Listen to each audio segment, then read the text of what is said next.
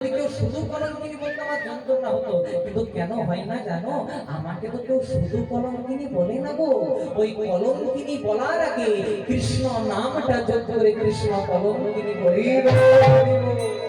আর যখনই কলঙ্কিনী বলার আগে কৃষ্ণ নামটা যোগ করে কৃষ্ণ কলঙ্কিনী বলে দেয়, আমার সব দুঃখ কষ্ট জ্বালা যন্ত্রণা দূরে চলে যায়। যেই না বলেছে অমনি গোবিন্দ রাধারানীকে বলছে, রাধে তাহলে আমি যদি তোমাকে আজকে কিছু দিতে চাই তুমি নেবে? রাধারানী বলছে, বধূ তুমি আমাকে ভালোবেসে দেবে আর আমি কি না নিয়ে থাকতে পারি? বলো রাধে তুমি কি চাও? ও মায়েরা, আমরা ভগবানের কাছে কি চাই? হ্যাঁ গো, আমরা ভগবানের কাছে গিয়ে পরে বলে, প্রভু আমার একতলা বাড়িটাকে দুতলা করে দাও। কেউ যদি লাখপতি, সে বলে আমাকে কোটিপতি করে দাও। এই আমাদের চাওয়া। কিন্তু রাধারানী কি চাইছে দেখো, চণ্ডীদাস ঠাকুরের পদাবলী বলে, বধূ হে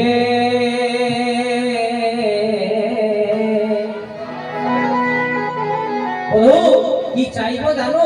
বলে কি আরো চাহিব আমি, কি আরো চাহিব বধূ হে চাহিব আমি, কি আরো চাহিব আমি। বরণ বধূ হে হে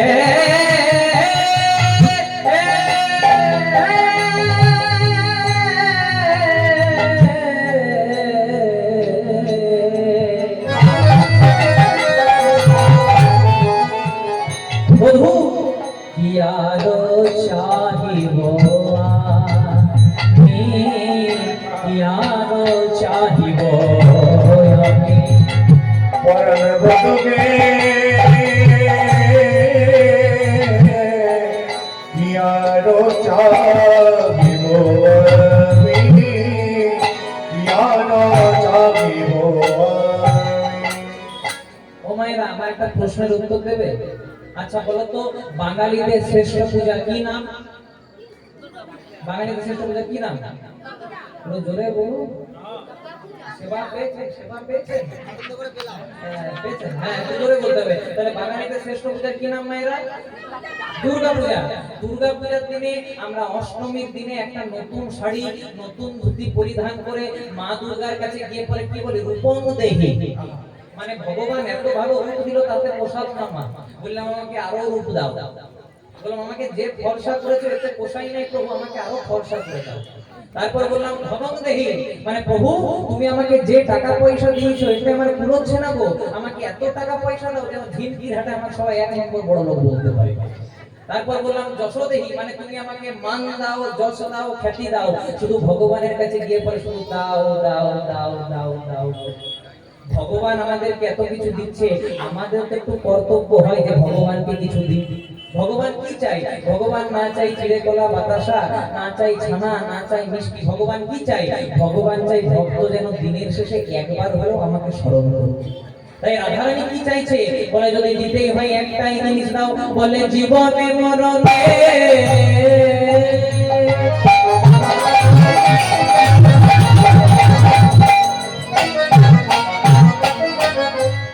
আরে জনমে জনমে জীবনে জীবনে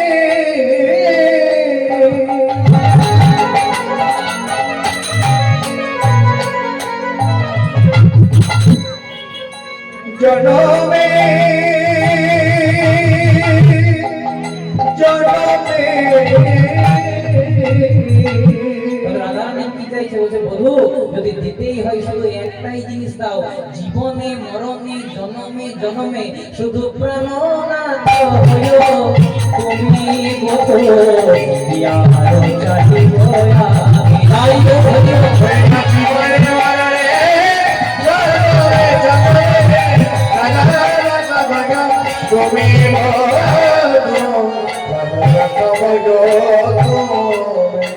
ও মায়েরা, তোমরা রামকৃষ্ণ ঠাকুরের নাম শুনেছো?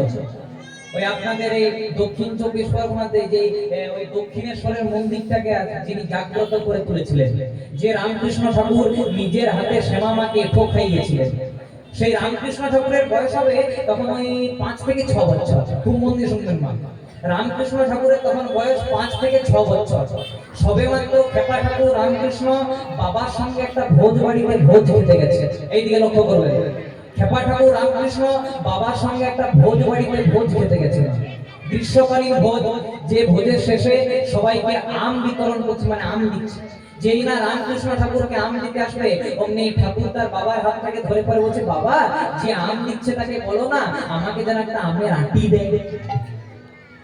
এবার বাবা করেছে কি, যে আম দিচ্ছিল তাকে বলতে, শুনুন না আমার ছেলেটা আমের আঁটি খেতে খুব ভালোবাসে, একটা দেবেন? দিয়েছে বাবা। যেই না দিয়েছে ছেলেটা কিন্তু চেটে পুটে পরিষ্কার করে দিয়েছে। এবার বাবাকে বলছে, বাবা যে আম দিচ্ছে তাকে বলো না আমাকে যেন আরেকটা আমের আঁটি দেয়। এবার ঠাকুর বলছে, শুনুন না আমার ছেলেটার আমের আঁটিটা খুব ভালো লেগেছে, আরেকটা দেবেন? বলছে, না কোটা শেষ। বলে, কেন? বলছে, আমি পরিবারের নই, আমি এখানে পরিবেশন করতে এসেছি, আমাকে ওপর মহল থেকে ওটা দেওয়া আছে, বড়দেরকে 2টি করে আম আর ছোটদেরকে 1টি করে। আপনার ছেলে ছোট ছেলে 1টি দিয়েছে, আর দিতে পারবো না। তাই সবাই হাত পরিষ্কার করে বাড়ি যাচ্ছে মা, কিন্তু রামকৃষ্ণ ঠাকুর হাত পরিষ্কার করে নাই বাবা, ওই আমের আঁটিটাকে চাটতে চাটতে চাটতে চাটতে যাচ্ছে। এবার বাবা বলছে, ও কথা ধর, তোর আমের আঁটিটা এত ভালো লেগেছে? তখন ছেলেটা বলছে, বাবা খুব ভালো লেগেছে, যদি আরেকটা পেতাম। এবার বাবার সংস্কার দেখুন, বাবা কেমন হওয়া দরকার। বাবা বলছে, খোকা লোভ করতে নেই। এবার ছেলেটার হাতটাকে ধরে একটা বাগান বাড়িতে নিয়ে এসেছে, একটু মাটি খুলে দিয়েছে। বলছে, নে ওই যে আমের আঁটিটা চুষছিল ওটা পুঁতে দে। পুঁতে দিয়েছে মা। বলছে, প্রত্যেকদিন জল দিবি। এবার খেপা ঠাকুর রামকৃষ্ণ প্রত্যেকদিন জল দেয়। যত জল দেয় দেখতে দেখতে ঠাকুরও বাড়ে, আমের গাছও বাড়ে, আমের গাছও বাড়ে, ঠাকুরও বাড়ে। এক সময় আমের গাছটা অনেক বড় হয়ে গেছে, এখন আর আমের অভাব হয় না। আগে আমের অভাব ছিল, আর এখন ভাতেও আম, রুটিতেও আম, মুড়িতেও আম, সকালেও আম, রাত্রেও আম, দুপুরেও আম, সন্ধ্যাতেও আম। একদিন খেপা ঠাকুর রামকৃষ্ণ গাছের তলে বসে বসে আম খাচ্ছে, আর বাবা নিচ দিক দিয়ে পেরিয়ে যাচ্ছে। বাবা বলছে, ও কথা ধর, তোর আর আমের অভাব হয়? এবার ঠাকুর বলছে, বাবা আম গাছটাই আমার। কত সুন্দর কথা। বলছে, তোর আমের অভাব হয়? ঠাকুর বলছে, বাবা আম গাছটাই আমার। তাহলে কি আমের অভাব হবে? কথাটা কেন বললাম মা, আম গাছটা নিজের হলে যেমন আমের অভাব হয় না, তেমনি যদি কেউ পরমানন্দ গোবিন্দকে একবার নিজের করে নেয়, তার আর অন্য কোনো ধনের প্রয়োজন হয় না। তাই রাধারানী কড লাইনে না গিয়ে ডাইরেক্ট মেল লাইনে হাঁটছে, কারণ জানে যদি গোবিন্দকে পাই সব পেয়ে যাবে। তাই বলে, শুধু জীবনে মরণে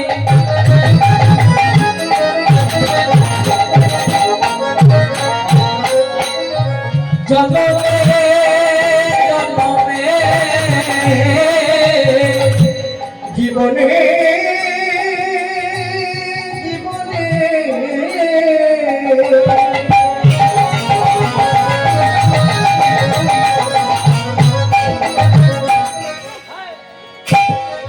মরণে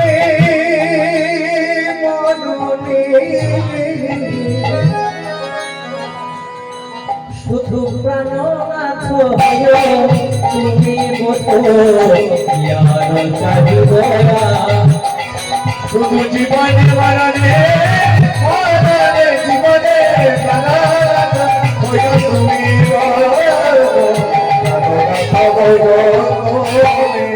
আমার চাওয়ার মতো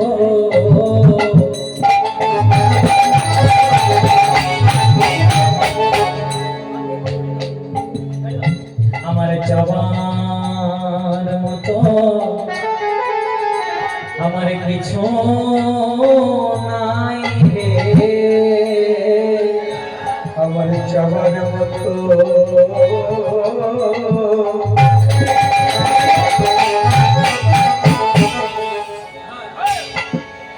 কিছুই নয়, শুধু জন্মে জন্মে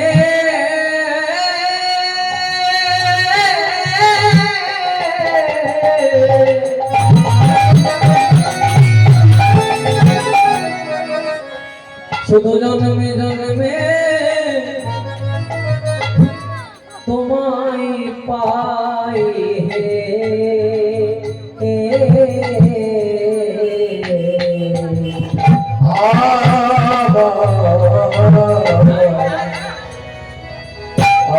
কিছু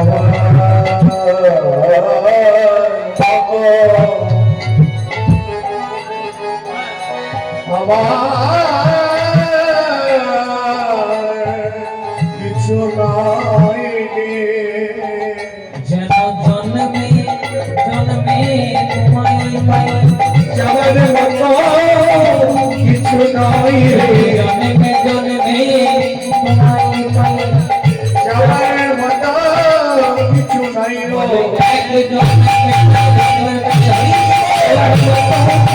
নাই রে কিছু নাই রে জবান মতো কিছু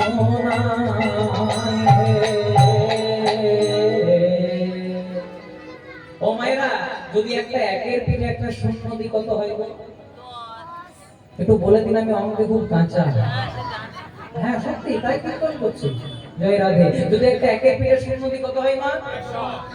হ্যাঁ বলে 100। 10, হ্যাঁ 10-এর পিঠে শূন্য দিলে কত হয়? 100। 100-এর পিঠে শূন্য দিলে কত হয়? 1000। 1000-এর পিঠে শূন্য দিলে কত হয়? 10,000। অঙ্ক শেখাই নাই। কথাটা কেন বললাম? একটিকে রেখে আপনি পেছনে যতই শূন্য দেবেন মানও বাড়বে আর পরিমাণও বাড়বে। কিন্তু মনে করুন আপনি শূন্যগুলো দিয়ে গেলেন আর একটাকেই ছেড়ে ফেললেন, তাহলে কি হবে? মানও শূন্য, পরিমাণও শূন্য। তেমনি এক হলো পরমানন্দ গোবিন্দ।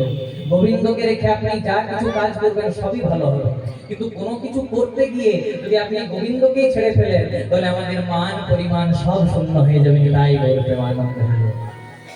আমরা সবাই আগেকার দিনে যারা ছিল, এখনকার দিনে অনেকে পড়েন, আপনারা সবাই নাম শুনেছেন ঈশ্বরচন্দ্র বিদ্যাসাগর। শুনেছেন তো মা?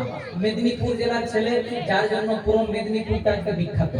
ওই ঈশ্বরচন্দ্র বিদ্যাসাগরের একটি খুব বিখ্যাত বই, যেগুলো দিয়ে আমরা বর্ণ শিখি। কি নাম? বর্ণ পরিচয়। বর্ণ পরিচয় গ্রন্থে ঈশ্বরচন্দ্র বিদ্যাসাগর বললেন কর, ফল, ঘট, জল, পথ। পড়েছেন তো মা? আমরাও করেছি। আগেকার দিনে ছেলেদেরকে শেখানো হতো, বলতো বাবা কর, ছেলে বলে কর, বলতো বাবা ফল, ছেলে বলে ফল। আর এখনকার দিনের বাবা মায়েরা ইংলিশ মিডিয়ামে ছেলেদেরকে দেয়, আর ছেলেরা সকালবেলায় উঠে পড়ে মা বাবার চরণে প্রণাম না করে বলে গুড মর্নিং পাপা। কি বলে? বলে গুড মর্নিং পাপা। পাপ, তুই যেখানে আছিস বাবা, সকালে কোথাও থাকিস না, তুই আমার ঘরে আয়। জয় রাধে। এগুলো নিশ্চয়ই শেখাতে হবে। ইংলিশ মিডিয়ামে দেবেন, পড়াশোনা করবে, এগুলো শেখাতে হবে। কিন্তু অন্তত আরেকটা জিনিস শেখাতে হবে, যে বাবা মায়ের চরণে প্রণাম করতে হবে, গুরুজনকে দেখলে সম্মান করতে হবে, ভগবানের মন্দির দেখলে মাথা মতো করতে হবে, তবে কিন্তু এগুলো কাজ করবে। তাই ঈশ্বরচন্দ্র বিদ্যাসাগর তার বর্ণ পরিচয় গ্রন্থে লিখলেন কর, ফল, ঘট, জল, পথ। আমরা মনে মনে চিন্তা করলাম এগুলো হলো সামান্য বর্ণ পরিচয়, কিন্তু যদি ভালো করে ভেবে দেখেন মা, এই পুরো বর্ণ পরিচয়ের মধ্যে ঈশ্বরচন্দ্র বিদ্যাসাগর পুরো রামায়ণ মহাভারতটা লিখে দিলেন। যদি বলেন কি করে, প্রথমেই ঈশ্বরচন্দ্র বিদ্যাসাগর বললেন কর, অর্থাৎ তুমি কর্ম করো। যদি তুমি কর্ম করো তাহলে তোমার হবে না কোনোদিনও ফল। যদি তুমি ভালো কর্ম করো তাহলে তোমার কোনোদিনও হিংসা হবে না। যদি না হয় ফল, তবে তৈরি হবে 3.5 হাতের দেহ ঘট। যদি তোমার হিংসা না হয় তবে তোমার 3.5 হাতের দেহ ঘট তৈরি হবে। যদি ঘট তবে জল। যদি 3.5 হাতের দেহ ঘট তৈরি হয় তাতে আপনা আপনি প্রেম ভক্তির জল আসবে। আর যদি জল তবে পথ। আর যদি প্রেম ভক্তির জল আসে তবে আমরা নিজেদের পথটা নিজেরাই দেখতে পাবো। আর এগুলো যদি না করতে পারি, ঈশ্বরচন্দ্র বিদ্যাসাগর পুরো পরের লাইন একদম পরিষ্কার করে বলে দিলেন, বাবা এগুলো যদি না করতে পারো তবে তুমি অচল, তবে তুমি অধম, তবে তুমি অপর। আর তারপরে তুমি মাস্টারি করছি না, আপনারা সবাই জানেন, নিতাই গৌর প্রেমানন্দের। তাই চলুন আর বিশেষ কোনো দেরি করবো না, প্রবেশ করবো মধুময় বৃন্দাবন।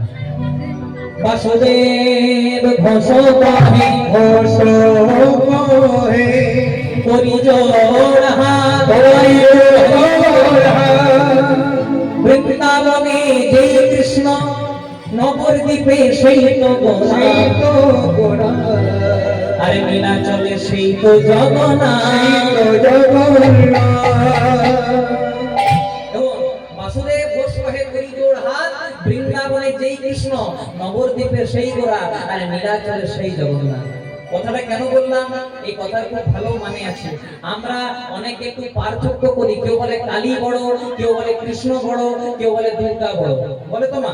যারা কালী ভক্ত তারা বলে কালী সবার চেয়ে বড়, যারা কৃষ্ণ ভক্ত তারা বলে কৃষ্ণ সবার চেয়ে বড়, যারা দুর্গা ভক্ত তারা বলে দুর্গা সবার চেয়ে বড়। কিন্তু কে বড়? যদি বলেন কে বড়, এসব নিয়ে মাথা ব্যথা করবেন না। যদি বলেন কেন, যে কৃষ্ণ সেই কালী সেই দুর্গা সেই জগন্নাথ, এসব নিয়ে আমাদের মাথা ব্যথা করার দরকার নেই। প্রমাণ কোথায়? মনে করুন আপনাদের বাড়িতে বা আপনাদের গ্রামে কোনো পূজা হচ্ছে, যে কোনো পূজা, সেই কালী পূজা হোক, দুর্গা পূজা হোক, লক্ষ্মী পূজা,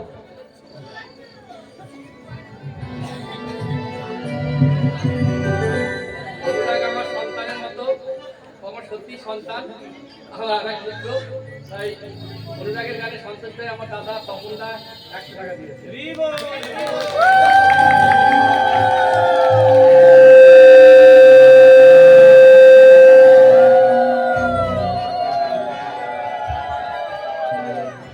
রায় গৌর প্রেমানন্দে হরি বল। হরি হরি বল। আজকে আমরা যেখানে এসে উপনীত হয়েছি সেটা হলো নাম বৃন্দাবন। বৃন্দাবন অনেক প্রকার হয়, একটি হলো গোলক বৃন্দাবন যেখানে ভগবান নিত্য লীলা করেছিলেন, একটি হলো ধাম বৃন্দাবন মানে কোনটা, উত্তরপ্রদেশের মাটিতে, এটি শক্তি বৃন্দাবন। তৃতীয় জায়গা হলো গুপ্ত বৃন্দাবন মানে যেখানে এসেছিলেন আমাদের কলিযুগের ভগবান চৈতন্য মহাপ্রভু, নদিয়া নবদ্বীপ। আর চতুর্থ জায়গা কি না, এই যে নাম বৃন্দাবন, যেখানে আজকে আপনারা এখানে বসে উপনীত হয়েছে। তা আজকে আপনারা এখানে এসে উপনীত হয়েছেন। আমরা দক্ষিণ 24 পরগনাতে, আমার বাড়ি হচ্ছে বাঁকুড়াতে। বাঁকুড়া থেকে দক্ষিণ 24 পরগনার দূরত্ব অনেক, কিন্তু আমরা যখন কীর্তন করতে আসি, বিশেষ করে আমি, তখন কিন্তু এই বাড়িতে থাকি। এটা আমার নিজের বাড়ি। যিনি আমাকে অর্থ দান করার জন্য এলেন তিনি আমার বাবা, এবং এই পরিবার এখন আমার নিজের পরিবার। আজকে আপনারা অগণিত ভক্ত, আমার সেবার দায়িত্ব পড়েছে আপনাদের উপর। নিতাই গৌর প্রেমানন্দে হরি বল হরি বল হরি বল। খুব মতি শুনলেন মা? তাহলে কি বলতে পারবো যে বাসুদেব ঘোষ কহে গৌরী জোড়হা, বৃন্দাবনে যেই কৃষ্ণ, নবদ্বীপে সেই তো গৌরা, সেই তো গৌরা, আরে নীলাচলে সেই তো জগন্নাথ। খুব মতি শুনলেন না? যেটা বলছিলাম, আমরা অনেকে বলে কালী বড় এইদিকে, কেউ বলে কৃষ্ণ বড়, কেউ বলে দুর্গা বড়, কিন্তু কে বড়? ভগবান নিয়ে আমাদের পার্থক্য করার দরকার নাই। আচ্ছা মায়েরা, আমার মামা বাড়ি হলো ডায়মন্ড হারবারে। ও মা, এই যে, আমি এতটাও দেখতে খারাপ নই যে আমার দিকে তাকানো যাবে না। হ্যাঁ, তো মন দিয়ে শোনো। আমার মামা বাড়ি হলো ডায়মন্ড হারবারে। আচ্ছা মায়েদেরকে যদি প্রশ্ন করি, বলো তো মা, আমার মামা বাড়ি যদি ডায়মন্ড হারবার হয় তাহলে আমার মায়ের বাপের বাড়ি কোথায় হবে? ওটা আপনার জিজ্ঞাসা? হ্যাঁ, ডায়মন্ড হারবারে। আমার বাবাদেরকে যদি প্রশ্ন করি, বাবা তাহলে আমার বাবা শ্বশুর বাড়ি কোথায় হবে? ডায়মন্ড হারবারে। কথাটা কেন বললাম, আমি গেলাম মামা বাড়ি, মা গেল বাপের বাড়ি, বাবা গেল শ্বশুর বাড়ি, তিনজনা গিয়ে পরে দেখলাম জায়গাটা একটাই। কেউ বলে জল, কেউ বলে পানি, কেউ বলে ওয়াটার, বস্তুটা একটাই। তাই ভগবান কে কৃষ্ণ, কে কালী, কে জগন্নাথ, সবাই একজনাই, কিন্তু যার অন্তরে যেভাবে ডাকবেন ভগবান সেইভাবে দেখা দেবেন। আরেকটা ভালো করে শুনতে হবে, দেখবেন যদি কোনো পূজা হয়, আপনাদের গ্রামে পূজা হোক বা বাড়িতে পূজা হোক, সে লক্ষ্মী পূজায় হোক, কালী পূজায় হোক, দুর্গা পূজায় হোক, প্রথমেই কিন্তু ঠাকুর মশাই হাতে এক গণ্ডুষ জল নিয়ে পরে বলে ওম বিষ্ণু, ওম বিষ্ণু, তদো বিষ্ণু। কেন? আপনারা তো ঠাকুর মশাইকে চার্জ করতে পারেন। ঠাকুর মশাই, আমরা তো আজকে বিষ্ণু পূজা করাচ্ছি, আমরা তো কালী পূজা করাচ্ছি, আমরা তো দুর্গা পূজা করাচ্ছি, তাও আপনি বারবার বিষ্ণু কৃষ্ণ কেন বলছেন? যদি প্রকৃত ঠাকুর মশাই হয়, আপনাকে উত্তর দেবে, প্রথমে আমি বাড়ির গার্জেনকে নিমন্ত্রণ করছি। বাড়ির গার্জেনকে নিমন্ত্রণ করলে, বাড়ির অভিভাবককে নিমন্ত্রণ করলে যেমন বাড়ির সব সদস্যদেরকে নিমন্ত্রণ করা হয়ে যায়, তেমনি কলিযুগে যদি কেউ কৃষ্ণ ভজন করে, তার হিন্দুদের 33 কোটি দেব দেবতা সকলের ভজন করা হয়ে যায়। তাই তাই চলুন একসঙ্গে প্রবেশ করবো বৃন্দাবনে। ও মনে রে,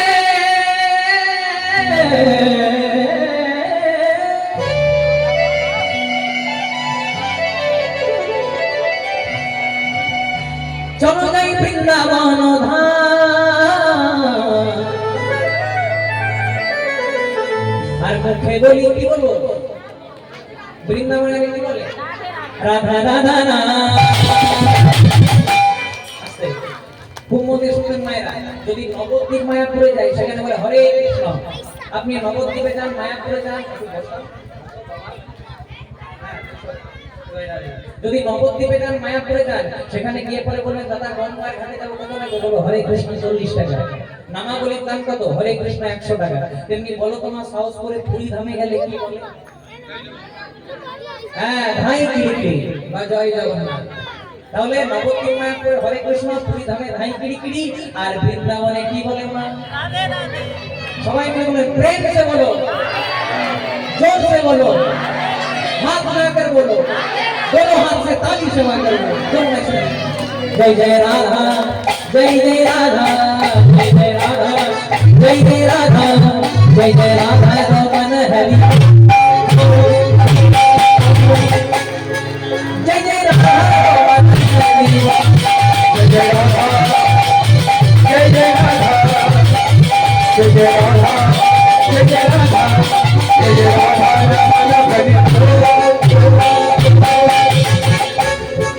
जय जय राधा हरि बोल,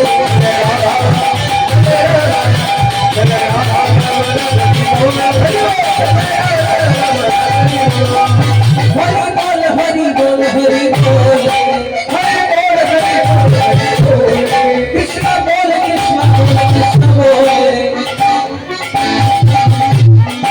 राधे बोल, राधे बोल, राधे बोल, राधे बोल, राधे बोल, राधे बोल, जय जय राधा, जय जय राधा, जय जय राधा रमन हरि,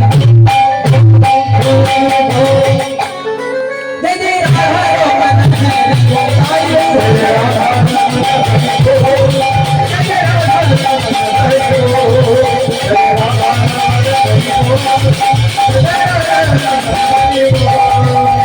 गोविंद जय जय गोपाल जय, गोविंद जय जय गोपाल जय, गोविंद जय जय गोपाल जय, गोविंद जय जय गोपाल जय, राधा रमन हरि गोविंद जय, राधा रमन हरि गोविंद जय, राधा रमन हरि गोविंद जय, राधा रमन हरि गोविंद जय जय। ও মায়েরা, যারা যারা রাধা রানীকে ভালোবাসেন উলুধ্বনি দাও তো।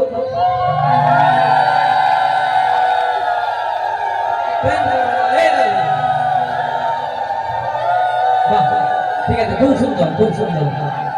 বললাম যারা যারা রাধারানীকে ভালোবাসেন না উলুধ্বনি দেন। সবাই কারা কারা দিয়েছিলেন দেখি? সবাই মিলে। ঠিক আছে, এবার যারা যারা অন্য মানুষ হতে পারে না, এবার যারা যারা রাধারানীকে ভালোবাসেন বৃন্দাবনে যাবেন, জন্য সবাই মিলে একসাথে দুটি বাহু তুলে গাইব, বলো রাধে রাধে রাধে, বলো রাধে রাধে রাধে, বলো রাধে রাধে রাধে, বলো রাধে রাধে রাধে, राधे राधे राधे, राधे राधे राधे राधे, राधे राधे राधे राधे, बोलो राधे राधे राधे राधे, राधे राधे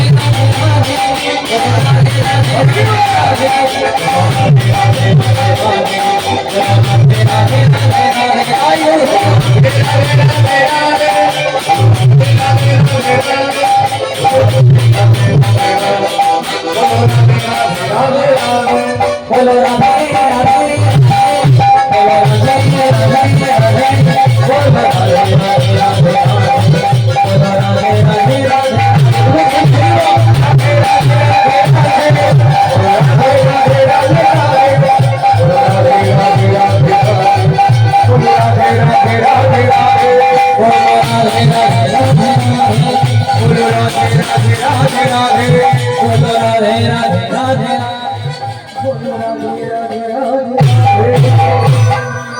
बोलो बोलो राधा रानी की जय हो, श्याम सुंदर गोविंद की जय हो, अपन अपन पिता माता की जय हो, निज निज गुरुदेव की जय, नवद्वीप धाम की जय, सुफल करो काल की जय, वृंदावन धाम की जय, उपस्थित भक्तों मंडली की जय, बोले हाथी घोड़ा पाल की,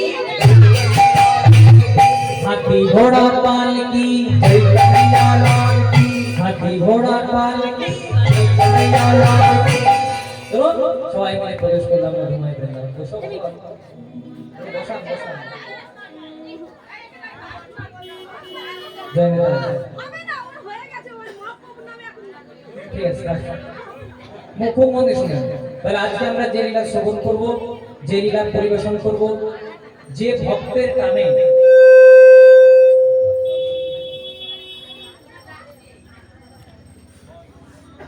আজ আমরা যে লীলা শ্রবণ করবো বা যে লীলা পরিবেশন করব, যে ভক্তের জন্য স্বয়ং ভগবান গোলোক ছেড়ে ভূলোকে নেমে এসেছিলেন, ভক্ত কি এমন লিখেছিলেন, এটা আমরা লীলার মধ্যে বিস্তার করবো। তার আগে খুব মন দিয়ে শুনতে হবে। মহাপ্রভু যখন গম্ভীরাতে থাকতেন মা, এই মহাপ্রভু গম্ভীরাতে থাকতেন তখন না 24 বছর বয়সে মহাপ্রভু জগজ্জীবের দ্বারে হরিনাম বিতরণ করার জন্য সন্ন্যাস ধর্মে দীক্ষা নিয়েছিলেন। যেদিন সন্ন্যাস ধর্মে দীক্ষা নিলেন, এই সন্ন্যাস ধর্মে দীক্ষা নেওয়ার পর মহাপ্রভু কিন্তু দাদা নিত্যানন্দ এনেছিল শান্তিপুরে শেষবারের মতো সচিমাতার সঙ্গে দেখা করানোর জন্য। যখন সচিমাতার সঙ্গে দেখা করলেন, সেদিন সচিমাতার করুণ অবস্থা দেখে কলিযুগের ভগবান চৈতন্য মহাপ্রভু বললেন, মা, আমি যদি জানতাম যে আমি সন্ন্যাস নিলে তোমার এহেন অবস্থা হবে, আমি কোনোদিনও সন্ন্যাস নিতাম না। এই সংসারে সবার চেয়ে যদি বড় কোনো গুরু বলেন, সেটা হলো আমাদের পিতা মাতা, আমাদের জীবন্ত ভগবান। যে মা 10 মাস 10 দিন গর্ভে রেখে আমাদেরকে এত সুন্দর একটা জীবন দিল, সেই মা বাবাকে আমরা বৃদ্ধাশ্রমে রেখে দিয়ে চলে আসি। আর এই বৃদ্ধাশ্রমে কারা রেখে দিয়ে আসে? যারা মুখে মজুরের কাজ করে তারা না, যারা কম টাকার কাজ করে তারা না। বৃদ্ধাশ্রমে বাবা মাদেরকে কারা রেখে দিয়ে আসে? যারা ডাক্তার, যারা মাস্টার, যারা ইঞ্জিনিয়ার, যারা নিজেদেরকে ভদ্রলোক বলে গণ্য করে, তারা বাবা মাকে সহ্য করতে পারি না, বৃদ্ধাশ্রমে রেখে দিয়ে আসে। আর এই অবস্থা দেখে তবে তো নচিকেতা গান লিখলেন, স্বামী স্ত্রী আর এলসেসিয়ান জায়গা বড় কম, আমার এই ঠিকানা তাই বৃদ্ধাশ্রম। এই যে বৃদ্ধাশ্রম, এখন আমাদের দিকে দিকে বৃদ্ধাশ্রম, মা বাবাকে দেখি না, মা বাবাকে সহ্য করতে পারি না, বৃদ্ধাশ্রমে রেখে দিয়ে চলে আসি। তবে কলিযুগের ভগবান আসতে চৈতন্য মহাপ্রভু যখন লক্ষ্য করলেন যে মা, কলিযুগের ভগবান চৈতন্য মহাপ্রভু মায়ের কাছে যখন দ্বিতীয়বার এলেন, দ্বিতীয়বার আসার পর মাকে দেখে পরে বললেন, মা, আমি যদি জানতাম যে আমি সন্ন্যাস নিলে তোমার এহেন অবস্থা হবে, আমি কোনোদিনও সন্ন্যাস নিতাম না। মা গো, এই সংসারে যে ছেলের জন্য মায়ের চোখ দিয়ে জল পড়ে, তার কোনোদিনও পূর্ণ হতে পারে না।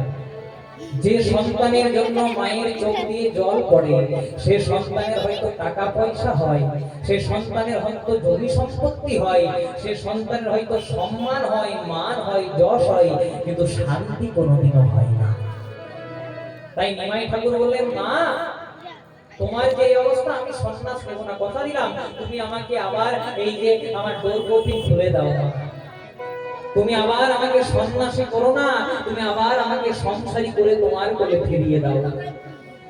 সেদিন সচিমাতা বলেছিলেন, নিমাই, কাল পর্যন্ত আমি যাকে চিনতাম সে ছিল সচিনন্দন নিমাই, কিন্তু আজকে আমি যাকে দেখছি সে সচিনন্দন নিমাই নয়, সে হলো এই জগজীবের চৈতন্য দাতা মহাপ্রভু। তাই খোকা, তোকে আর সংসারী হতে হবে না, কিন্তু আমার একটা কথা রাখবে বাবা। চৈতন্য মহাপ্রভু বলেছিলেন, মা, আজ তুমি আমার কাছে যা চাইবে আমি তোমাকে তাই দেব। সেদিন সচিমাতা বলেছিলেন, বাবা, শুনেছি নাকি তুই সন্ন্যাস নিয়ে বৃন্দাবনে যাবি? বলে, হ্যাঁ। তা যদি আমার একটা কথা রাখিস, তুই বৃন্দাবনে যাস না খোকা, তাহলে কোথায় থাকবো? তুই, আমি যতদিন বেঁচে থাকবো, তোর এই অভাগিনী, তোর এই দুঃখিনী মা যতদিন বেঁচে থাকবে, তুই বৃন্দাবনে যাস না খোকা, তুই থাকবি নীলাচলে, মানে পুরী ধামে।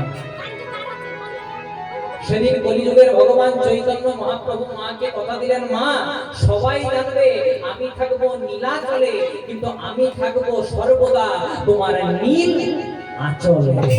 কত সুন্দর কথা বলছে, মা, সবাই জানবে আমি থাকবো নীলাচলে, কিন্তু তোমাকে কথা দিলাম আমি সর্বদা থাকবো তোমার নীল আঁচলে। মানে যখন জগন্নাথ মিশ্র বেঁচে ছিলেন, তখন সচিমাতা পরতেন সাদা শাড়ি, লাল পাড়। আর যখন জগন্নাথ মিশ্র মারা গেলেন, মানে নিমাইয়ের বাবা মারা গেলেন, তখন সচিমাতা পরতেন সাদা শাড়ি, নীল পাড়। তাই মাকে বললেন, মা, আমি থাকবো নীলাচলে, সবাই জানবে, কিন্তু আমি সর্বদা থাকবো তোমার নীল আঁচলে। আর এছাড়াও তুমি আমাকে আরো 4টি জায়গায় দেখতে পাবে। আমি থাকবো নিত্যানন্দের নর্তনে,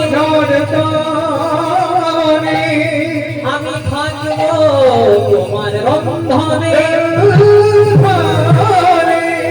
আমি থাকবো রাঘব ভবনে, রাঘব ভবনে আর থাকবো হরিনাম সংকীর্তনে।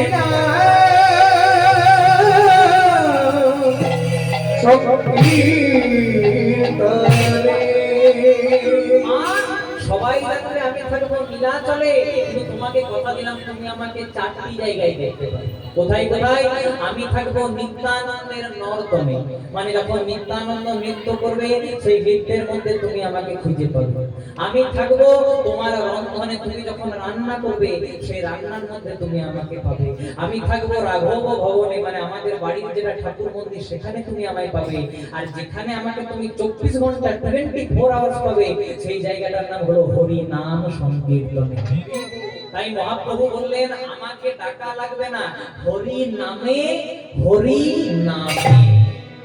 ভগবান কোথায় থাকেন? ভগবান নিজেই বললেন হরি নামে হরি নামে।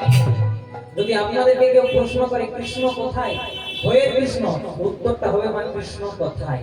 কৃষ্ণ কোথায় না কৃষ্ণ কোথায়। যেখানে কৃষ্ণ কথা হয়, যেখানে হরি কথা হয়, সেখানে স্বয়ং ভগবান বিরাজ করেন। তাই গৌর প্রেমানন্দ হরি। তা এই গম্ভীরাতে থাকতে থাকতে মহাপ্রভু দুটো গ্রন্থ শুনতে খুব ভালোবাসতেন। কি কি? এক হলো জয়দেব গোস্বামী বিরচিত গীত গোবিন্দম, আর এক হলো বিল্লমঙ্গল ঠাকুর বিরচিত কৃষ্ণাকার নামামৃত গ্রন্থ। তার মধ্যে মহাপ্রভুর যেটা সবচেয়ে প্রিয় গ্রন্থ ছিল তার নাম ছিল জয়দেব গোস্বামী গীত গোবিন্দম। তাই আজকে আমরা যে লীলা শ্রবণ করব, যে লীলা পরিবেশন করব, লীলাটির নাম হলো জয়দেব পদ্মাবতী লীলা। তা জয়দেব গোস্বামী এমন কি লিখেছিলেন? নিশ্চয় এমন কিছু একটা লিখেছিল যার কারণে ভগবান এসেছিলেন। জয়দেব গোস্বামী কি লিখেছিলেন? জয়দেব গোস্বামী লিখেছিলেন স্বরাগারালা খণ্ডলম মম শিরসে মণ্ডলম। ভগবান আর থাকতে পারলেন না, সে অসমাপ্ত শ্লোকটাকে পূর্ণ করার জন্য ভগবান লিখে দিলেন দেহি পদপল্লব মুদান। তাই এই শ্লোকের জন্য ভগবান এসেছিলেন। এই শ্লোকটার মানে কি? খুব মন দিয়ে শুনুন। ও মায়েরা, তোমরা ক্যালেন্ডারে ভগবান কৃষ্ণের ছবি দেখেছো? আচ্ছা বলো তো, যেটা ভগবানের চূড়া সেটা কোথায় থাকে? মাথায়। আর নুপুর গুলো কোথায় থাকে? নুপুর গুলো কোথায় থাকে? পায়ে বা চরণে। আজকে কিন্তু ভগবান শ্রীকৃষ্ণের মাথার চূড়াটির সঙ্গে ভগবান শ্রীকৃষ্ণের চরণের নুপুর দুটোর একটু ঝগড়া হচ্ছে। আমাদের ঝগড়া হয় কি নিয়ে? পাড়ায় জল নেওয়া নিয়ে, জল ফেলা নিয়ে, ভোটের দিনে দেওয়াল লেখা নিয়ে। কিন্তু এই ঝগড়া সে ঝগড়া নয়। এই ঝগড়া যদি শ্রবণ করেন আমাদের মানব জনক ধন্য। তাই চলুন সবাই মিলে একবার দুটি বাহু তুলে গাইব হরি হরয়ে নম কৃষ্ণ যাদবায়, হরি হরয়ে নম কৃষ্ণ যাদবায়, হরি হরয়ে নম কৃষ্ণ যাদবায়, হরি হরয়ে নম কৃষ্ণ যাদবায়। আবার যাদবায় মাধবায় কৃষ্ণায়, আবার যাদবায় মাধবায় কৃষ্ণায়, আবার যাদবায় মাধবায় কৃষ্ণায়, গোপাল গোবিন্দ রাম শ্রী মধুসূদন, গোপাল গোবিন্দ রাম শ্রী মধুসূদন।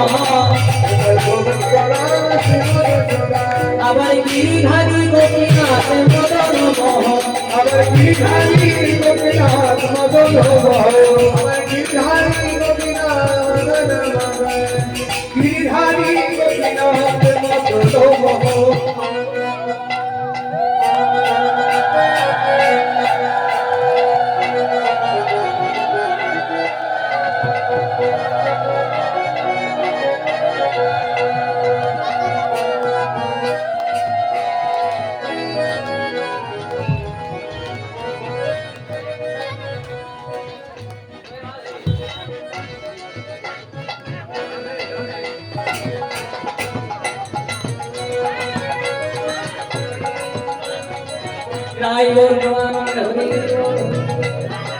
আস্তে আস্তে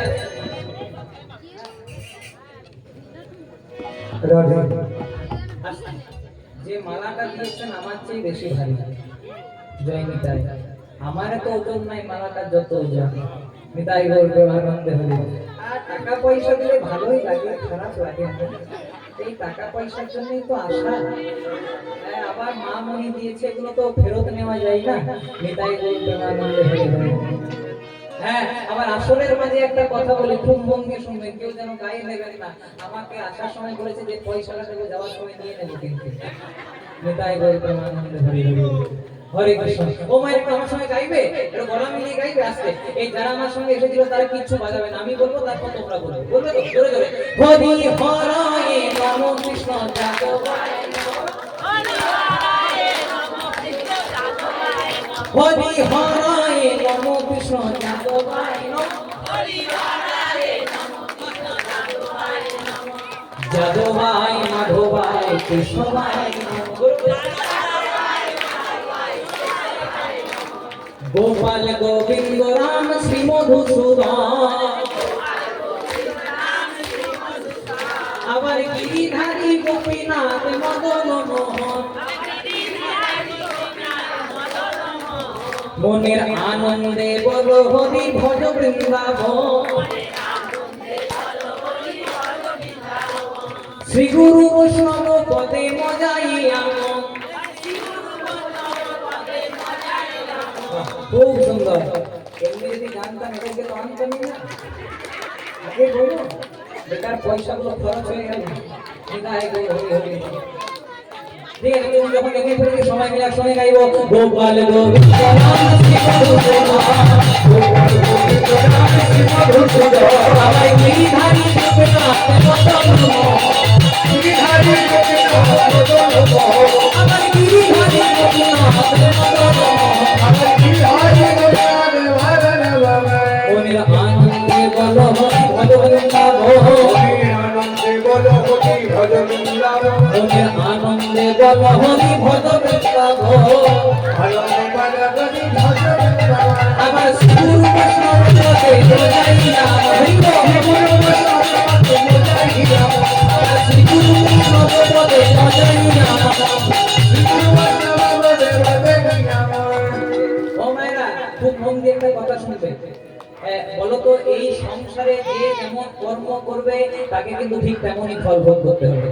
এই সংসারে যদি কেউ ভালো কাজ করেন তাহলে ভালো ফল পাবেন, আর যদি কেউ খারাপ কাজ করেন খারাপ ফল পাবেন। এর থেকে খুব সুন্দর একটি দৃষ্টান্ত আপনাদের সামনে রাখে, খুব আনন্দ লাগবে, খুব মন দিয়ে শুনবেন। একদিন একটা বিরাট বড় দোকান, সেই দোকানে একজন মালিক তার সঙ্গে 3 জন কর্মচারী কাজ করে। খুব মন দিয়ে শুনতে মা, একটা দোকানে একজন মালিক তার সঙ্গে তার 3টে কর্মচারী কাজ করে। একদিন মালিক করেছে কি, একদিন মালিক একটু কর্মচারীর সঙ্গে একটু ঝগড়া হয়ে গেছে, ঝামেলা হয়ে গেছে। মালিক রেগে মেগে কর্মচারীর গালে এক থাপ্পড় মেরেছে। মালিকের সঙ্গে কর্মচারী ঝামেলা হয়েছে, মালিক কর্মচারীকে এক থাপ্পড় মেরেছে। কর্মচারী তো মালিককে মারতে পারে না, কারণ মালিকের গায়ে যদি হাত তোলে তাহলে চাকরি চলে যাবে। তাই করেছে কি, খুব মনে শুনলেন না, মালিক আর কর্মচারী মালিককে মারতে পারে না, তাই রাগটা মনে মনে ধরে রেখেছে, পুষে রেখেছে। বাড়িতে এসে স্ত্রীর সঙ্গে একটু ঝামেলা করেছে। ওই যে দোকানের মালিক হয়েছিল, ওই রাগটা মনে ছিল, স্ত্রীর গালে জোরে একটা। স্ত্রী তো আর স্বামীর গায়ে হাত তুলতে পারে না, আপনারা তুলেন নাকি? হ্যাঁ গো, তুলেন না তো? হ্যাঁ, দেখো আনন্দ করে মায়ের দুটিতে বসিয়েও দেয়। তাহলে স্ত্রী তো স্বামীর গায়ে হাত তুলতে পারে না।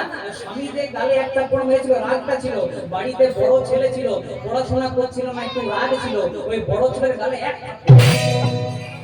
বড় ছেলে তো আর মাকে কিছু বলতে পারে না, বাবা মা ভগবানের তুল্য জন্ম দিয়েছে। করেছে কি, বাড়িতে একটা ছোট ভাই ছিল। খেলার ছলে ছোট ভাইটাকে খেলতে খেলতে রাগ হয়েছে, ছোট ভাইয়ের গালে এক থাপ্পড়। এবার ছোট ভাই তো দাদাকে মারতে পারে না।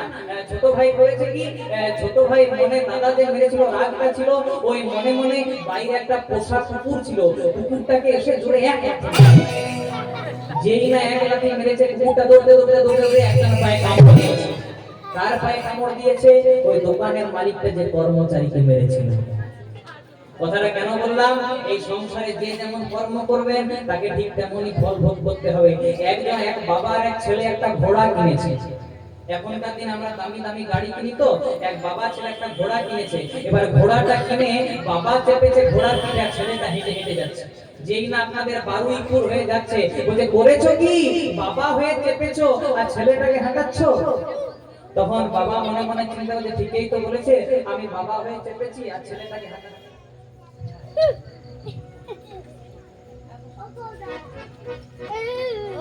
হয়েছে কি, বাবা চেপেছে ঘোড়ার পিঠে, খুব মন দিয়ে শুনবেন মা, আর ছেলেটা হেঁটে হেঁটে যাচ্ছে।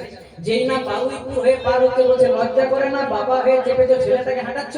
তখন বাবা মনে মনে চিন্তা করছে, ঠিকই তো বলেছে, আমি বাবা হয়ে চেপেছি আর ছেলেটাকে হাঁটাচ্ছি। ছেলেটাকে চাপিয়েছে, এবার ছেলেটাকে চাপিয়ে বাবা হাঁটছে। যেই না আপনাদের জুলপিয়া হয়ে পার হচ্ছে, বলছে লজ্জা করে না, কম বয়সে ছেলে হয়ে চেপেছো আর বাবাটাকে হাঁটাচ্ছ। তখন ছেলেটা মনে মনে চিন্তা করছে, আমি চাপলেও জ্বালা, বাবা চাপলেও জ্বালা, করবো কি। বাবা বলছে সংখ্যা তাহলে দুজনাতেই চেপে দে। এবার দুজনা চেপে যেই না এই বারুইপুর বাইপাস হয়ে পার হচ্ছে, বলছে একটা অবলা প্রাণী ঘোড়া বলতে পারে না, তাহলে দুজনাতেই চেপে দিয়েছো। এবার বাবা ছেলে মনে মনে চিন্তা করছে, আমি চাপলেও জ্বালা, বাবা চাপলেও জ্বালা, দুজনাতে চাপলেও জ্বালা, করবো কি। বলছে সংখ্যা ঘোড়াটাকেও হাঁটাবো, আমরা দুজনাও হাঁটাবো। যেই না আপনাদের এই ঝিলকির হাট হয়ে পার হচ্ছে, বলছে দেখাচ্ছ নাকি যে ঘোড়াটা কিনেছো, চাপো নাই, হাট নাই, দেখাচ্ছ। কথাটা কেন বললাম, কিছু মানুষ আছে না যাদের কোনোতেই শান্তি নাই। আপনি হরিবাসরে হাত তুলবেন, কালকে সকালবেলায় বলতে শুরু করে দেবেন। ভগবান আমাদেরকে মুখ দিয়েছে কটা, দুটো। কটা দিয়েছে? একটা। আর কান দিয়েছে কটা? দুটো। ভগবান বলছে শোন বেশি, বল কম। আপনাদেরকে যদি কেউ খারাপ কথা বলে, এক কানে নেবেন, এক কানে ফেলে দেবেন। কিন্তু ভগবানের হরিবাসরে যখন এসেছেন, ভগবানের নামে হাত দুটো তুলতে হবে, গলায় তুলসী কাঠের মালা পরবেন, চন্দন পরবেন, তবে তো বলবো সনাতনী। তো সবাই মিলে গাইবো, মনের আনন্দে কথা হরি বৃন্দাবো, মনের আনন্দে কথা হরি বৃন্দাবো।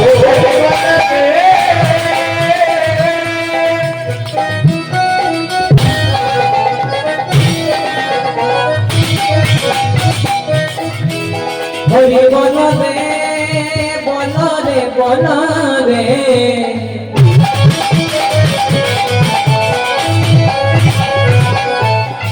হরি বল রে, হরি বল রে, গোপাল গোবিন্দ রাম মধুসূদন, গোপাল গোবিন্দ রাম মধুসূদন, আমার গিরিধারী গোপীনাথ মদন মোহন, আমার গিরিধারী গোপীনাথ আমার গিরিধারী গোপীনাথ মদন মোহন, আমার গিরিধারী গোপীনাথ মদন মোহন। মনের আনন্দে বল হরি ভজ বৃন্দাবন, মনের আনন্দে বল হরি ভজ বৃন্দাবন। আমার শ্রী গুরু বৈষ্ণব পদে বোঝাইয়া মন, শ্রী গুরু বৈষ্ণব পদে বোঝাইয়া মন, শ্রী গুরু বৈষ্ণব পাদ কত করি শ্রী গুরু বৈষ্ণব পাদ কত করি শ্রী গুরু বৈষ্ণব পাদ কত করি শ্রী গুরু বৈষ্ণব পাদ কত করি। আবার নাম সংকীর্তন গাই নরোত্তম, আবার নাম সংকীর্তন গাই নরোত্তম, আবার নাম সংকীর্তন গাই নরোত্তম।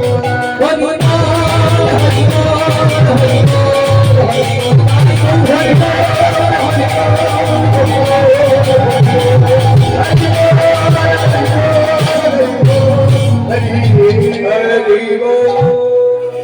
তাই দেখুন কোথায় ছিলাম না, আজকে ভগবান শ্রীকৃষ্ণের মাথার চূড়াটির সঙ্গে ভগবান শ্রীকৃষ্ণের চরণের নুপুর দুটির একটু ঝগড়া হচ্ছে। কেমন করে ঝগড়াটি হচ্ছে না, ভগবানের মাথার চূড়াটি ভগবানের নুপুর গুলিকে বলছে, ওরে নুপুর রে,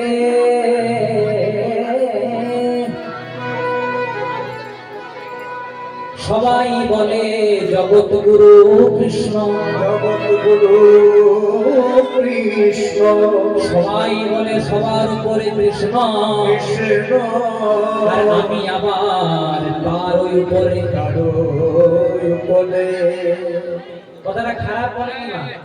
ভগবান শ্রীকৃষ্ণের মাথার চূড়াটি ভগবান শ্রীকৃষ্ণের চরণের নুপুর দুটিকে বলছে, নুপুর রে, তুইও গোবিন্দের অঙ্গে আর আমিও গোবিন্দের অঙ্গে, কিন্তু তুই বড় নিচে রে।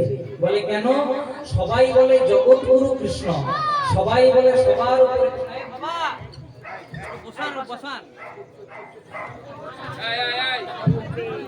প্রচন্ড ডিস্টার্ব। বসা বসা জয় রাধে। তো ওর মতো বয়স আমি আরো দামি করেছি। কিন্তু কীর্তন গাইতে গাইতে অসুবিধা হচ্ছে তাই মনে করবেন না কিছু, একটু চুপ করে বসেন, ধরো ভাবের বিচ্ছুরি হয়ে গাইতে গাইতে খুব মন শুনুন। ভগবানের মাথার চূড়াটি ভগবানের চরণের নুপুর দুটিকে বলছে, ওরে নুপুর রে, সবাই বলে জগৎগুরু কৃষ্ণ, সবাই বলে সবার উপরে কৃষ্ণ, আর আমি আবার তার উপরে। কথাটা খারাপ বলেনি মা, গোবিন্দের চূড়া, গোবিন্দের কোথায় থাকে? গোবিন্দের মাথায়। তাই আজ গোবিন্দের চূড়াটি নুপুর কি বলছে, ওরে নুপুর তুইও গোবিন্দের অঙ্গে আর আমিও গোবিন্দের অঙ্গে, কিন্তু তুই বড় নিচে রে। বলে কেন? সবাই বলে জগৎগুরু কৃষ্ণ, সবাই বলে সবার উপরে কৃষ্ণ, আর আমি গোবিন্দের মাথায়, মানে আমি গোবিন্দের উপরে। একটু অহংকার হয়ে গেছে মা, কিন্তু অহংকারে সব মেলে, গোবিন্দ মেলে না। হ্যাঁ নুপুর, তোর কোনোদিন উপরে ওঠার অভিলাষ লাগে না? তখন নুপুর চূড়াকে বলছে, চূড়া যারা উপরে থাকে তাদেরই তো পড়ে যাওয়ার ভয় থাকে রে, আর যারা উপরেই থাকে না তাদের কি পড়ে যাওয়ার ভয় থাকে? কত সুন্দর কথা। বলে যারা উপরে থাকে তাদেরই তো পড়ে যাওয়ার ভয় থাকে, আর যারা উপরেই থাকে না তাদের কি পড়ে যাওয়ার ভয় থাকে? তাই চূড়া, তুই গোবিন্দের মাথায় আছিস, ভালো আছিস, আমার উপরে ওঠার অভিলাষ নাই, কিন্তু তুই উপর থেকে দাঁড়িয়ে আমাকে একটাই আশীর্বাদ কর। বলে কি আশীর্বাদ কর? আমি যেন গোবিন্দের চরণ ধরে থাকিতে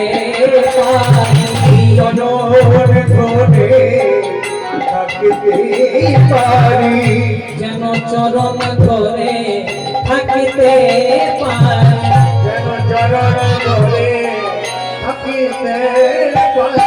আমায় দিও দিও চরণ দিও, আমায় দিও দিও চরণ দিও।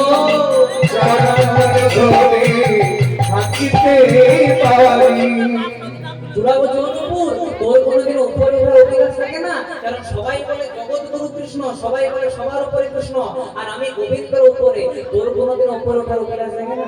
এবার নুপুর একটা দামি কথা বলে দিয়েছে, বলে বলতো চূড়া, যারা প্রকৃত কৃষ্ণ ভক্ত হয় তারা গোবিন্দের কোন জায়গাটা বেশি পছন্দ করে? ও মায়েরা, যারা প্রকৃত কৃষ্ণ ভক্ত হয় তারা গোবিন্দের কোন জায়গাটা বেশি পছন্দ করে?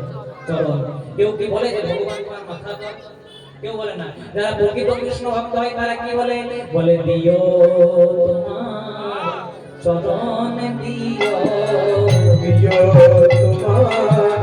চরণ দিও প্রভুকে, বলে দিও তোমার চরণ দিও, তোমার চরণ দিও। আমি অন্য কিছু চাই না প্রভু, চরণ দিও। যেই না বলেছে তোর উপরে ওঠার অভিলাষ লাগে না, অমনি নুপুর চূড়াকে বলছে, চূড়া তুই উপরে আছিস, ভালো আছিস, তুই উপর থেকে দাঁড়িয়ে আমাকে একটাই আশীর্বাদ কর। বলে কি? আমি যেন গোবিন্দের চরণ ধরে থাকতে পারি। বলে কেন রে? কারণ যারা প্রকৃত কৃষ্ণ ভক্ত হয় তারা গোবিন্দের কোন জায়গাটা বেশি পছন্দ করে? বলে চরণ পছন্দ করে। তাহলে আমি যখন চরণে জায়গা পেয়েছি আমার উপরে ওঠার অভিলাষ লাগে। তখন চূড়া মনে মনে চিন্তা করছে, তাহলে তো নুপুরেই ভালো জায়গাটা পেয়েছি, কারণ যারা প্রকৃত কৃষ্ণ ভক্ত হয় সবাই তো গোবিন্দের চরণ পছন্দ করে, তাহলে তো নুপুরেই ভালো জায়গাটা পেয়েছি, আমি তো পাই। তাই আর চূড়া গোবিন্দ, প্রভু যারা প্রকৃত কৃষ্ণ ভক্ত হয় তারা তোমার চরণ পছন্দ করে, আমাকে কিন্তু তোমার চরণ দিতে হবে। যেই না বলেছে অমনি ভগবান বলছে, চূড়া আমি তো আর এক ভক্তকে আনন্দ দিতে কি আরেক ভক্তকে কাঁদাতে পারি না। আমি যদি তোকে এখনই চরণে নিয়ে আসি তাহলে নুপুর যাবে কোথায়? বলছে না, আমি যখন বলেছি আমার চরণ চাই চাই চাই। ভগবান বলে ঠিক আছে তোকে চরণ দেব।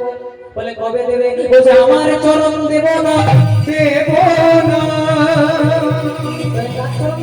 বলছে এই বৃন্দাবনে আমার চেয়ে একজনের দামি চরণ আছে, চরণ আছে, তোকে তার চরণ দেব, তোকে তার চরণ দেব। বলছে শোন, বলছে আমার চরণ দেব না, এই বৃন্দাবনে আমার চেয়ে একজনের দামি চরণ আছে। বলছে সে কি বলছো গো, তুমি জগৎগুরু কৃষ্ণ, তুমি সবার উপরে কৃষ্ণ, তোমার উপরও দামি চরণ? বলছে হ্যাঁ, আমার উপরও হেড ডিপার্টমেন্ট আছে। বলে কেন? বাবার যেমন বাবা থাকে, গুরুর যেমন গুরু থাকে, তেমনি হয়তো আমি জগৎ গুরু কৃষ্ণ, কিন্তু আমার প্রেমের গুরু শ্রীমতী রাধা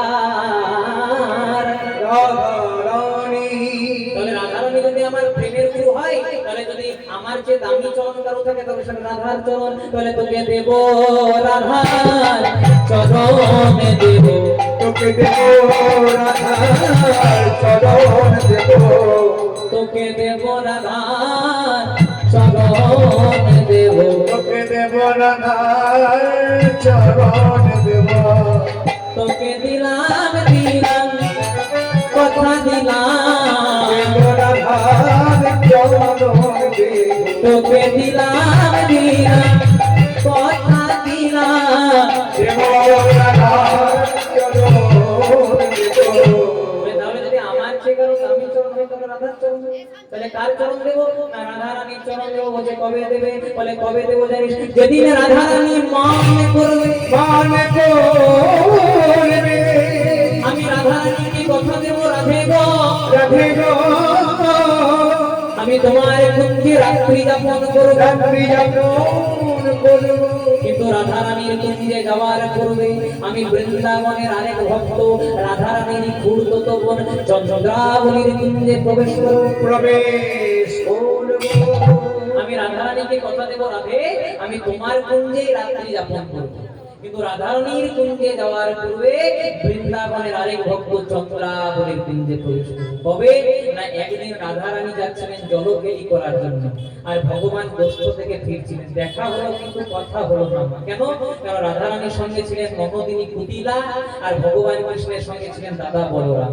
তাই দেখা হলো, তাই কথা হলো না। তাই গোবিন্দ রাধারানীকে কেশ স্পর্শ করে ইঙ্গিত করলেন, রাধে কেশরগঞ্জে আমাদের কুঞ্জ তৈরি করো। কিন্তু রাধারানী কুঞ্জ সাজিয়ে বসেই আছেন, আর রাধার কুঞ্জে যাওয়ার পূর্বে ভগবান বৃন্দাবনের আরেক ভক্ত চন্দ্রাবলীর কুঞ্জে প্রবেশ করলেন। তাই সেদিন রাধারানীর কুঞ্জে যেতে দেরি হয়েছিল।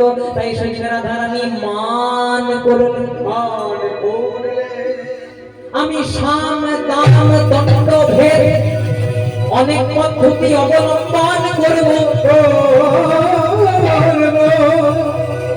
বলছে আমি সাম দাম দণ্ড ভেদ অনেক পদ্ধতি অবলম্বন করব মানটা ভাঙানোর জন্য, কিন্তু কিছুতেই যখন মান ভাঙবে না।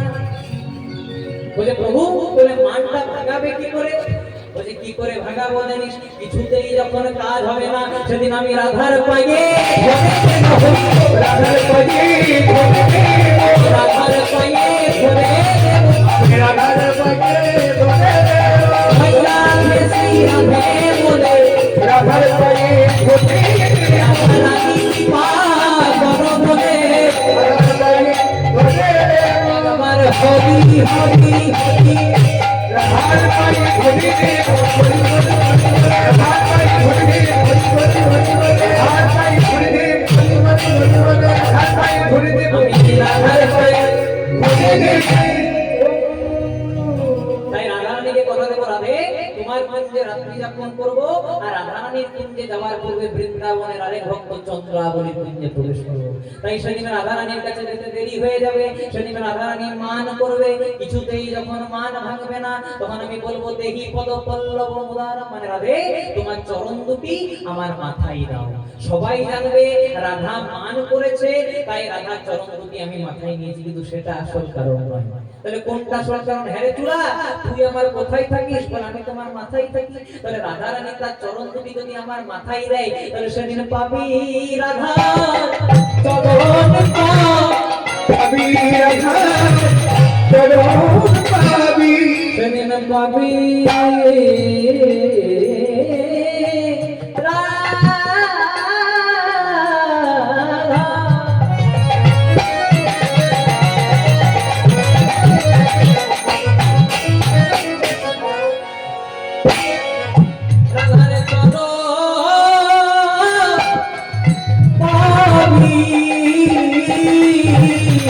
পাবি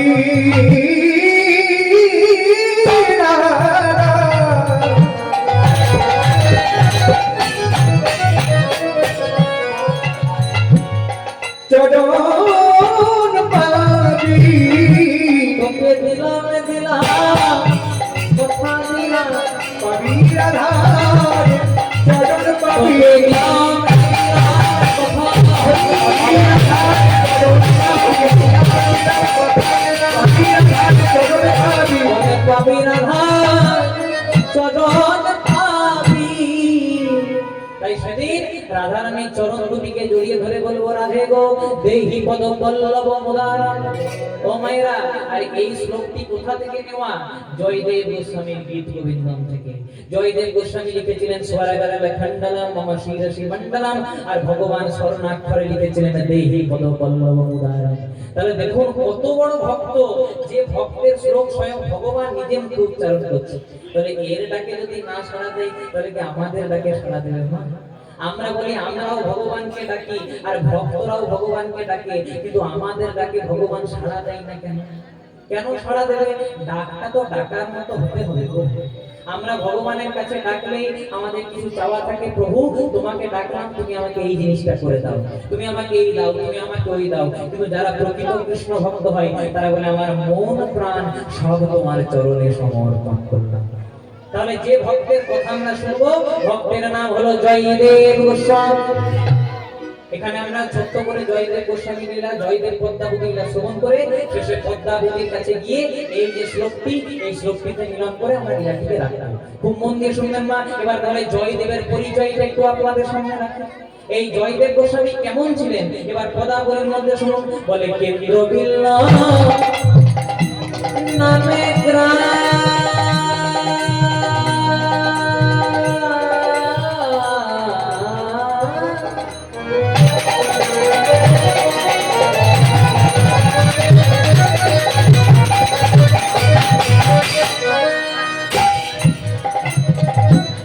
অজয় নদের তীরে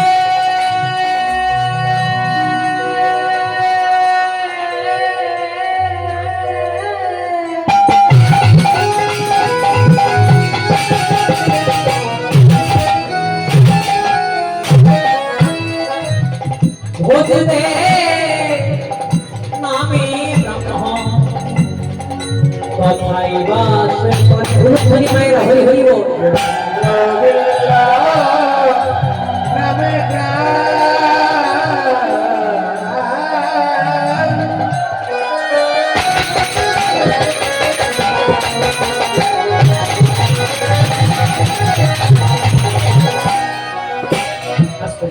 ও মায়েরা, মাটি যদি ভালো হয় তাহলে ফসল কেমন হয় গো?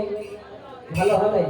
মাটি যদি ভালো হয় তাহলে ফসল ভালো হয়। তেমনি যার মাটি যেমন, কথাগুলো ধরুন, মাটি ভালো হলে যেমন ফসল ভালো হয়, তেমনি যার মাটি যেমন সন্তান রূপী ফসলটিও তেমন। মা ছেলেকে যা যা শিক্ষা দেবে, ছেলে কিন্তু তাই তাই শিক্ষা নেবে। একটা ভালো মাটির উদাহরণ দিই, ঈশ্বরচন্দ্র বিদ্যাসাগর। মায়ের কি নাম ছিল? ভগবতী দেবী। ঈশ্বরচন্দ্র বিদ্যাসাগর শীতকালের দিনে মাকে একটা দামি শাল এনে দিলেন, মা এই শালটা তুমি গায়ে আনো। একদিন গেল, দুদিন গেল, 3 দিন গেল, মা কিন্তু শালটা গায়ে নিল না। ঈশ্বরচন্দ্র বিদ্যাসাগর বলে, হ্যাঁ গো মা, শালটা কি তোমার পছন্দ হয়নি? তোমার মা বলে, খোকা খুব পছন্দ হয়েছে। তাহলে গায়ে নাওনি কেন? বলছে আমি না হয় এই শালটা নিয়ে ঠান্ডা কাটাবো, কিন্তু আমার মতো এই গ্রামে অনেক মা আছে তাদের ঠান্ডা কাটানোর মতো একটা ছেঁড়া চাদর পর্যন্ত নেই। তাই তারা যদি এত দুঃখে থাকে, আমি কি সুখে থাকতে পারি? ঈশ্বরচন্দ্র বিদ্যাসাগর বলেন, হ্যাঁ গো মা, তাহলে যদি এই গ্রামের সকলের জন্য আমি একটা করে দামি শাড়ি নিয়ে তুমি গায়ে নেবে? বলে হ্যাঁ নেব। তারপরের দিন বিদ্যাসাগর সকলের জন্য করে একটা করে দামি শাড়ি এনে দিলেন, মাও শালটা গায়ে নিল। মাটিটা কেমন গো? ভালো মাটি। আর আরেকটা মাটির উদাহরণ দিই, আমি যেখানে থাকি জায়গাটার নাম শালতোড়া। কালকে যখন পরশু যখন কীর্তন করে ভোরবেলাতে বাড়ি ঢুকেছি, তখন দেখছি একজন মা তার ছেলেকে খুব মারধর করছে, খুব মারধর করছে। মাকে বললাম, মা মারছো কেন? বলছে হরিবাসরে জ্ঞান দাও, আমাকে জ্ঞান দিতে আসো না। আমি মাকে বললাম, মা হরিবাসরে 3 ঘন্টা জ্ঞান দিলে 30,000 টাকা পাই, তোমার কেন ফ্রি ফ্রি জ্ঞান দিতে? নিতাই গৌর প্রেমানন্দে হরি হরি।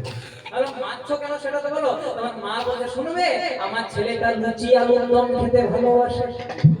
সেটা খুব ভালো খবর। বলছে দাঁড়াও দাঁড়াও, শোনো, ছেলেটা আমার লুচি আলুর দম খেতে ভালোবাসে। বাড়িতে যখন লুচি আলুর দম করে দিই, একটা লুচি আর এইটুকু আলুর দম খায়। আর যখন স্কুলে লুচি আলুর দম টিফিন দিয়ে পাঠাই, 6টা লুচি 6টাকেই শেষ করে দেয়, আর এতটা আলুর দম দিয়ে পুরোটাই চেটে চেটে খেয়ে দেয়। তা খোকাকে জিজ্ঞাসা করলাম, হ্যাঁ রে খোকা, বাড়িতে একটা আর স্কুলে 6টা কি করে? তখন খোকা বলছে, মা আমি বাড়িতেও একটা খাই আর স্কুলে আমার কি পেটটা কেড়ে যায়? বলে তাহলে শেষ হয় কি করে? বলে স্কুলে আমার কয়েকটা বন্ধু আছে, একটা রামকে দিই, একটা অনিমেষকে দিই, একটা অতমকে দিই, একটা সৌগতকে দিই, একটা পারসকে দিই। তখন মা কোমরের কাপড়টাকে বেঁধে করে বলছে, এই জন্য ভোরে ভোরে টিফিন করি, একা খাবি। আমার মনে হয় মা সমুদ্র মন্থনও এত বড় বিষ উঠে নাই। এই যে ছেলেটাকে বলে দিলে একা খাবি, এবার মনে করুন ছেলেটা এই ঝিনিকির হাট থেকে সল্ট লেকে ফ্ল্যাট নিয়ে ভাড়া আছে। মা বলছে, হ্যাঁ রে খোকা, আমি যে তোর মা, একা আছিস কেন, আমাকেও নিয়ে চল। তখন মা বলবে, তখন খোকা বলবে, মা তুমি তো ছোটবেলায় শিখিয়েছিলে একা খাবি, একা খাবি, একা খাবি, একা খাবি। তাহলে এই মাটিটা কেমন ভালো? একদম না। ছেলেকে ভালো শিক্ষা দেবে, তেমনি ভালো শিক্ষা পাবে। তাহলে জয়দেবের মাটিটা কেমন একটু শুনুন। বামা দেবী নামে পত্নী,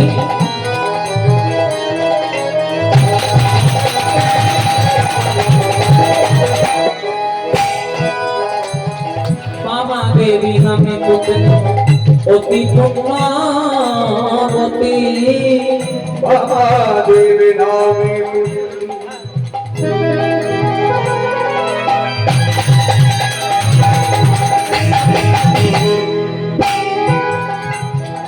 অতি পুণ্যবতী। আবার বহুজনে ভগবানে করে ভগবতী রয়।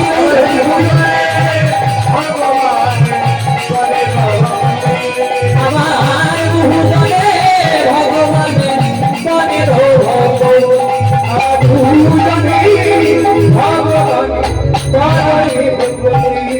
যেমন করে সদা কৃষ্ণ কৃষ্ণ কৃষ্ণ বলে, কৃষ্ণ কৃষ্ণ বলে, কৃষ্ণ কৃষ্ণ কৃষ্ণ বলে, কৃষ্ণ কৃষ্ণ কৃষ্ণ বলে, কৃষ্ণ কৃষ্ণ কৃষ্ণ